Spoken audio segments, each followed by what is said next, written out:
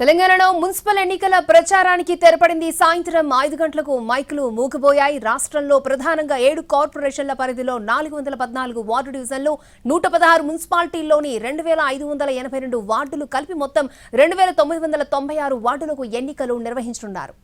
తెలంగాణలో 121 మున్సిపాలిటీలు, 10 కార్పొరేషన్లు ఉన్నాయి. వాటిలో 7 కార్పొరేషన్లు, 116 మున్సిపాలిటీల పరిధిలో మాత్రమే ప్రస్తుతం ఎన్నికలు జరగనున్నాయి.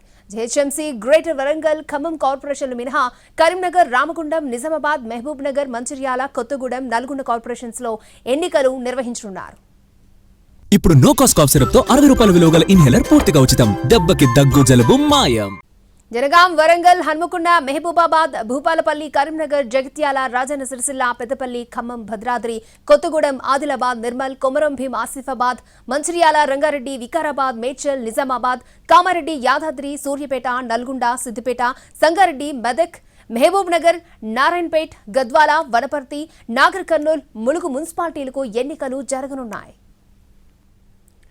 తెలంగాణలో మున్సిపల్ ఎన్నికల ప్రచారానికి తెరపడింది. సాయంత్రం 5 గంటలకే మైకులన్నీ మూగబోయాయి. రాష్ట్రంలో ప్రధానంగా 7 కార్పొరేషన్ల పరిధిలో 414 వార్డు డివిజన్లు, 116 మున్సిపాలిటీల్లో ఎన్నికలు జరగబోతున్నాయి. పూర్తి డీటెయిల్స్ అందించడానికి వరంగల్ నుంచి అరుణ్, అలాగే ఆదిలాబాద్ నుంచి సారంగపాణి మనకి లైవ్ లో అందుబాటులో ఉన్నారు. ముందుగా అరుణ్తో మాట్లాడదాం. అరుణ్, సిచ్యువేషన్ ఏంటి? అంటే ప్రచారానికి అయితే తెరపడింది, ఏ విధంగా ఉండబోతుందంటారు?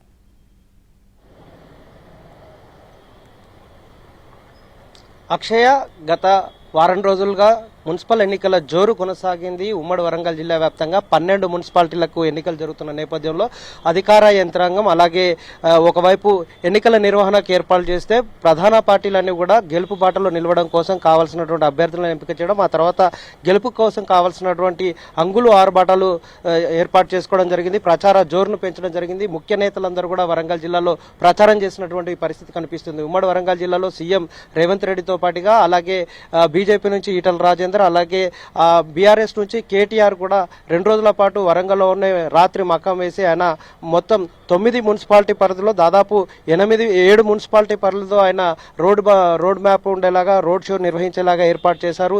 దీన్ని ప్రతిష్టాత్మకంగా తీసుకున్నటువంటి ప్రతిపక్షము, అధికార పక్షం పూర్తి స్థాయిలో కసరత్తు చేసింది, ఎఫర్ట్ పెట్టింది. ఖచ్చితంగా గతంలో ఉన్నటువంటి ఆధీనాన్ని సాధించుకోవాలని బీఆర్ఎస్ ప్రయత్నం చేస్తే, మరొక వైపు ఈసారి వచ్చినటువంటి వచ్చిన అవకాశాన్ని కాంగ్రెస్ నిలబెట్టుకోవాలని చూసింది. అలాగే బీజేపీ కూడా ఒకంత పోటీ ఇచ్చే ప్రయత్నం చేసింది. ఉమ్మడి వరంగల్ జిల్లా వ్యాప్తంగా ట్రయాంగిల్ పోటీ ఉంటుందని భావించినా కానీ అధికార పార్టీ కాంగ్రెస్ కు అలాగే బీఆర్ఎస్ నేతల మధ్యనే పోటీ తీవ్రంగా కనిపిస్తుంది. ఉమ్మడి వరంగల్ జిల్లాలో గతంలో 2020లో 9 మున్సిపాలిటీలు ఉండేది. 9 మున్సిపాలిటీలో బీఆర్ఎస్ తన హవాను కొనసాగించింది.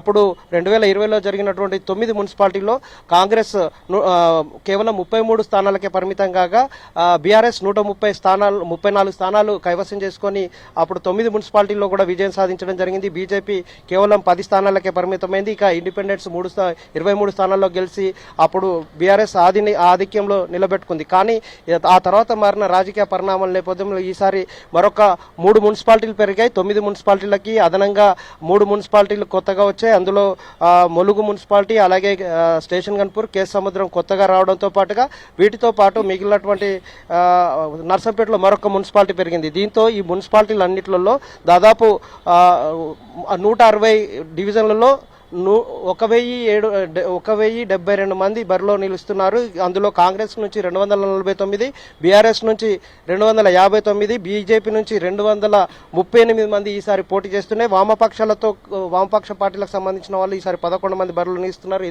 ఇతరత్ర 315 మంది పోటీలో నిలుస్తున్న నేపథ్యంలో చాలా రసవత్తరంగా సాగుతుంది.